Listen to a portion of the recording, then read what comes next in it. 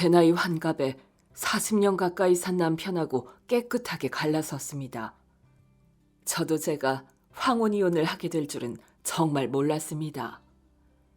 지금까지도 참고 살았는데 이 나이에 이혼한다는 것이 참으로 남사스럽고, 이 나이에 이혼하면 결혼한 자식들한테 괜히 책 잡힐 짓만 안겨주는 것 같아서요. 그래서 웬만하면 참고 살자, 나 하나만 그냥 참고 살면 된다 싶었지요. 그런데 나를 희생해가면서 억지로 참고 사는 것이 사람 골병 들게 만드는 것이고요. 그렇게 산다고 해서 누가 나를 알아주는 것도 아니더라고요. 몇 달을, 아니 몇 년을 고민하다가 이렇게 사는 것은 도저히 아니다 싶어서 제가 남편한테 이혼하자고 했습니다. 그랬더니 남편이 첫마디에 그러대요. 상한 걸 처먹었나? 비싼 밥 처먹고 헛소리하고 있네. 한평생 남편이라고 살아온 사람이 말을 항상 그런 식으로 합니다. 뭘 물어보거나 내 의견 한마디라도 말하면 곱게 말이 돌아오는 법이 없고요. 꼭 그렇게 쥐어박는 소리를 하고 깔아뭉개는 소리를 합니다. 다른 사람들이 있으면 본인 체면 깎일까 봐 함부로 말 못하고 억지로 참고 있다가 집에만 들어오면 밖에서 못했던 5만 가지 말을 쏟아붓는데, 무슨 인간이 저런 인간이 다 있나 싶고 사람이 쥐약을 먹어도 저리 미쳐서 날뛰지는 않겠다 싶을 정도였지요. 제 사정 모르는 사람들은 제 남편이 검소하고 사람 좋은 호인이네 하지만, 같이 살아보지 않고서야 남의 부부 사이는 절대로 모르는 겁니다. 어떤 사람은 저보고 그러더라고요. 한평생 돈 걱정 안 하고 살게 해주는 게 어디냐고요. 남편이 한평생 공무원 생활에서 월급 꼬박꼬박 받아오는 건 맞았지요. 그런데 그 돈 저 쓰라고 10원짜리 하나 준 적 없습니다. 어디 필요하면 어디에 어떻게 쓸 돈이다 일일이 적어서 보여줘야 하고, 그조차도 본인이 주기 싫으면 저보고 가만히 앉아서 돈을 함부로 쓴다느니 돈 10원 하나 벌어올 줄 모르는 게 어디서 돈 아까운 줄 모르냐고 또 막말을 막 해댔습니다. 저는 우리 집 일이며 시댁 일이며 뼈 빠지게 일만 하고 돈도 못 받고, 하면 당연한 것, 안 하면 욕먹었죠. 한 10년 전쯤이었을 겁니다. 시아버지가 맹장 수술을 한 적이 있었는데 그때 시아버지 수술비와 병원비를 남편이 다 냈습니다. 자기가 장남이니 당연하다고요. 저도 그러려니 했습니다. 원래 식구들한테는 워낙 잘하는 사람이었으니까요.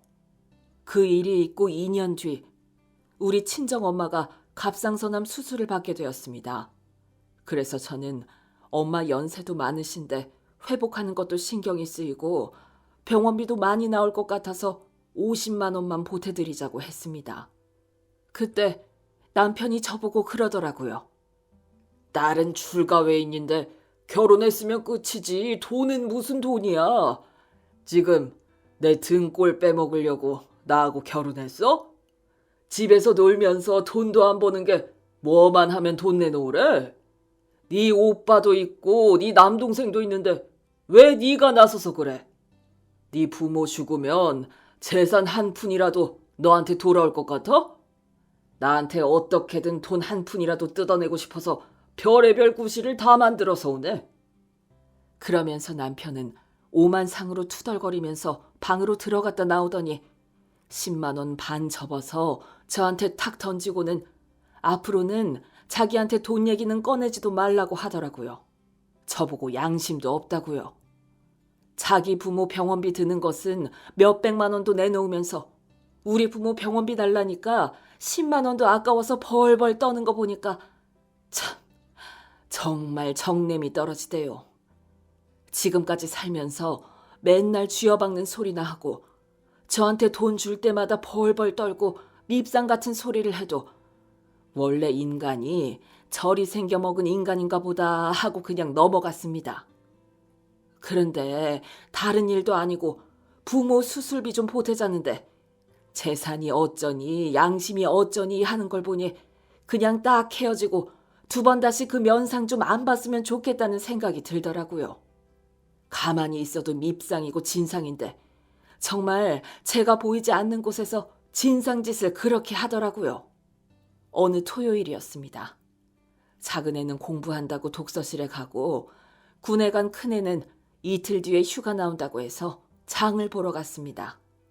작은 애도 공부하느라 힘들고 큰애도 군대에서 힘들겠다 싶어서 몸에 좋은 것 좀 많이 해먹이고 싶더라고요. 그래서 갈비도 좀 사고 곰국 끓일 뼈다귀도 사서 양팔이 빠져라 장을 보고 왔습니다. 집에 들어오니 낯선 신발이 보이고 안에서 사람 소리가 들리더라고요. 짐을 내려놓고 가만히 들어보니 남편이 안에서 커피 어쩌고 하는 소리가 들리더라고요. 그래서 저는 이게 뭔 소린가 싶어서 안에 안 들어가고 가만히 듣고 있었지요. 여사님, 우유 넣은 라떼 좋아하십니까?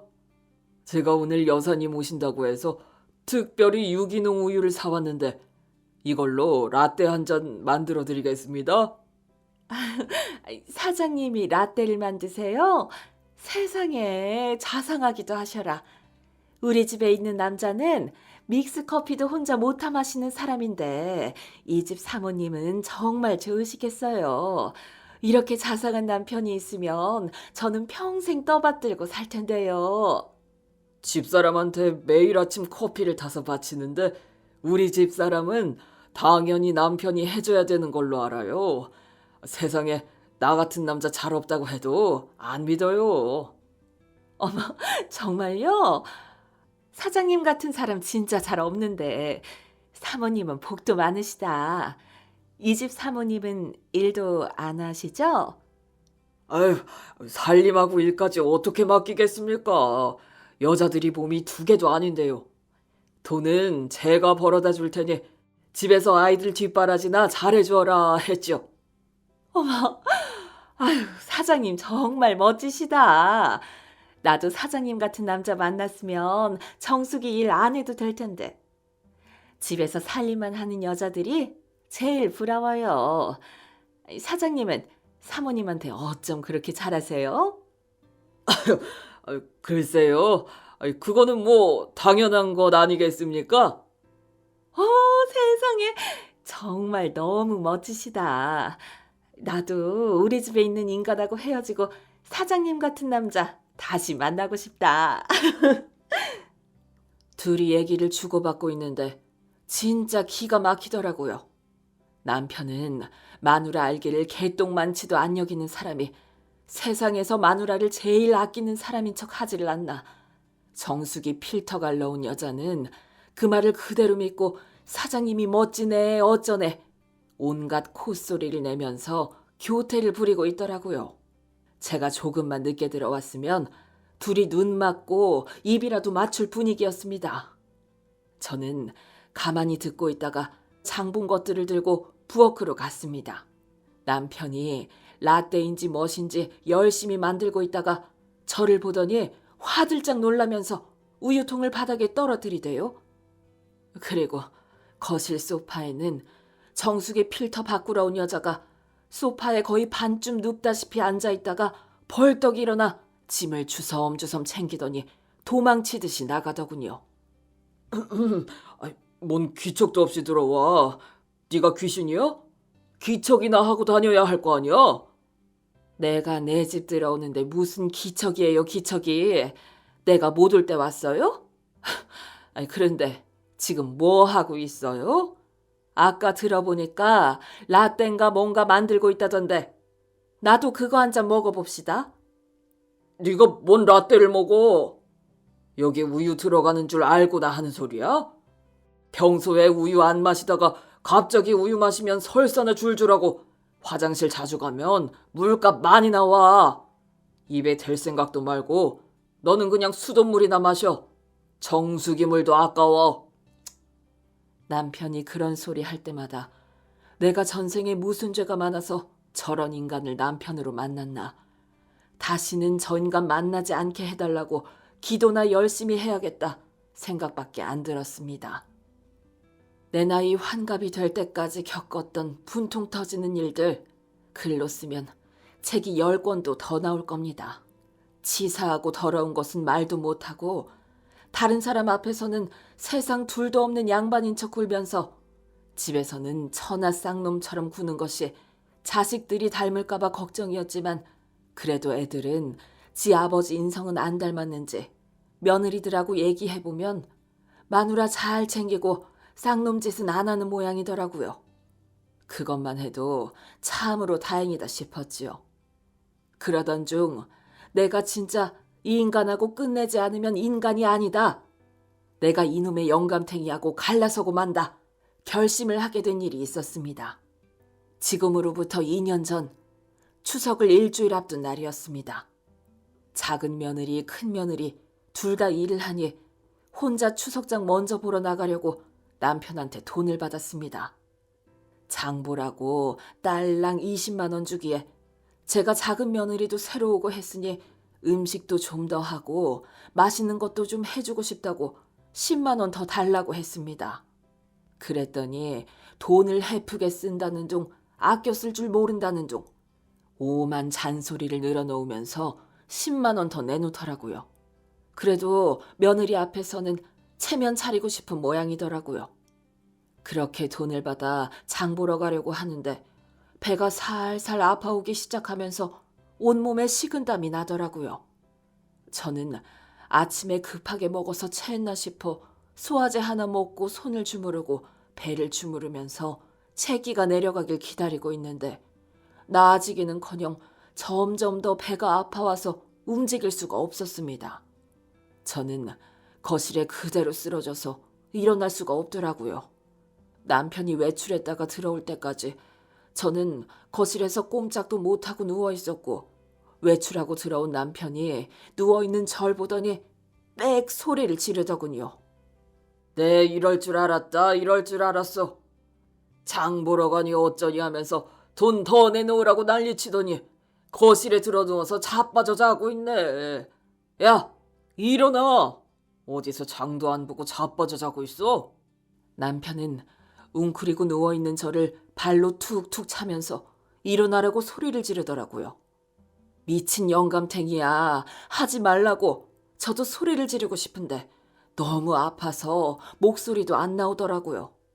그래서 제가 기어 들어가는 소리로 나 지금 너무 아프다고 꼼짝도 못하겠다고 하니 남편이 콧방귀를 뀌면서 얘기하더라고요. 야! 어디서 옴살이야. 너 명절 앞두고 있을 때마다 어디가 아프니 어쩌니 꾀병 부리는 거 내가 모를 줄 알아? 왜? 며느리 봐서 이제 너는 편하게 잠이나 자빠져 자고 며느리 시키고 싶냐? 어쭈? 얼굴 꼬라지는 왜 이래? 얼굴에 물까지 뿌리고 쇼하고 있네. 나이 그만큼 처먹었으면 어른값을 해야지. 어디서 아프다고 쇼하면서 며느리 부려먹을 생각만 하고 있어? 너 같은 CM이 때문에 며느리들이 고부 갈등이 생기는 거야. 좋은 말 할 때 일어나. 남편은 계속 발로 제 등을 툭툭 건드리며 말 한마디라도 진짜 아프냐, 어디가 아프냐 물어보는 법이 없었습니다. 발로 아무리 저를 차도 제가 끙끙 앓기만 하고 일어나지를 못하니 그제서야 진짜로 아픈 모양이네. 중얼거리더니 한마디 더 하대요. 야, 저기 약통에 약 있으니까 찾아 먹어. 참, 기가 차더라고요. 사람이 식은땀을 흘리면서 바닥에서 일어나지도 못하고 있는데 그렇게 한마디 하고는 남편은 옆에서 텔레비전 켜고 텔레비전 쳐다보고 있더라고요.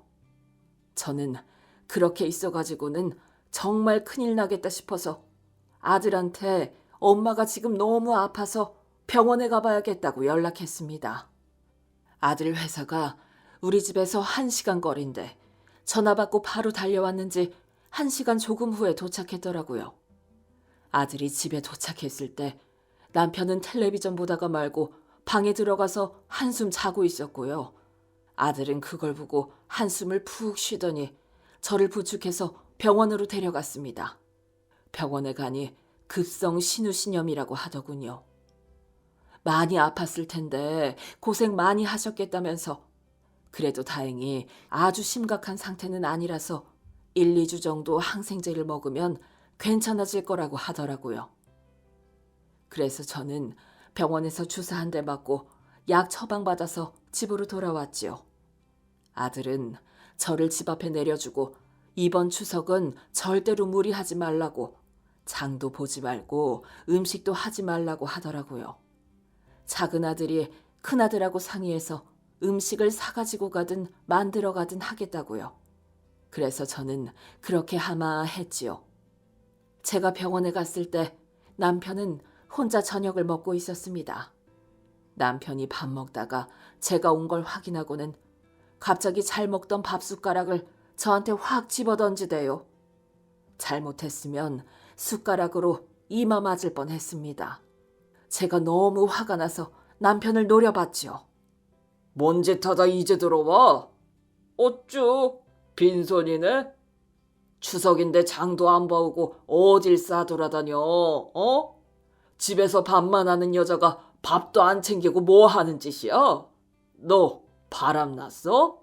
이게 갈수록 간땡이가 처부어서 똥인지 된장인지 구분도 못하고 지 맘대로 하고 있어? 그래서 저는 조금 전에 남편이 집어던진 숟가락을 주워서 저도 남편한테 집어던져 버렸습니다. 내가 뭔 짓하고 돌아다니는지 신경 쓰지 말고 잘 처먹던 밥이나 계속 처먹어. 제가 생전하지 않던 소리를 하고 생전하지 않던 짓을 하니 남편은 놀라서 눈이 500원짜리 동전만해지더라고요. 저는 그러던지 말든지 몸이 너무 힘들어서 방으로 가서 들어 누웠지요. 그랬더니 남편이 씩씩대면서 따라 들어와서는 있는 목청껏 소리를 지르더라고요. 야, 너 미쳤어? 너 오늘 쥐약 먹었어? 이게 어디서 숟가락을 집어던져? 너 죽고 싶어? 어? 저는 귀 틀어막고 대꾸 안 하려고 하다가 계속 짓거리는 소리를 들으니 하도 기가 차서 자리를 박차고 일어나서 얘기했습니다. 내가 옛날에 분명히 쥐약을 먹었을 거야. 그러니까 내가 저런 것도 인간이라고 결혼하고 애까지 낳고 살았지. 야, 이두식이, 이제 그만 갈라서자. 내가 하루라도 너하고 한 집에 살면 저승길 KTX 타고 가게 생겼으니까 이제 그만 갈라서. 내가 이두식이 너 뒤통수만 봐도 치가 떨려. 이게 오늘 상한 걸 처먹었나? 멀쩡한 밥 먹고 헛소리하고 있어. 저는 혼자 짓거리든지 말든지 안방에서 나와서 작은 방으로 들어가 방문 걸어 잠가버렸습니다. 그리고 저는 그 후로 손도 까딱 안 하고 밥도 제 밥만 챙겨 먹고 제 그릇만 설거지하고 다시 작은 방으로 들어와 버렸지요.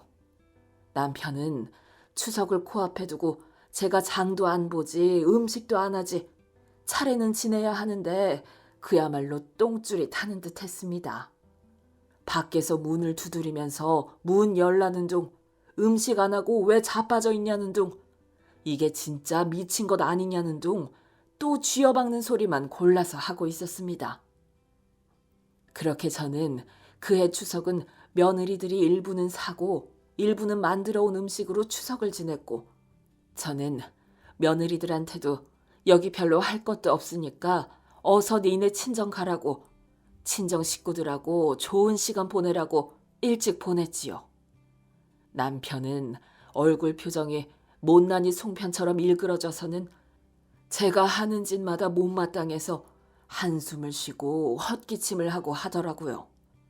그리고 며느리하고 아들이 며느리 친정으로 가고 나자 뭐 하는 짓이냐고 또 저한테 소리를 질렀습니다. 보자 하니까 내가 등신 핫바지로 보여?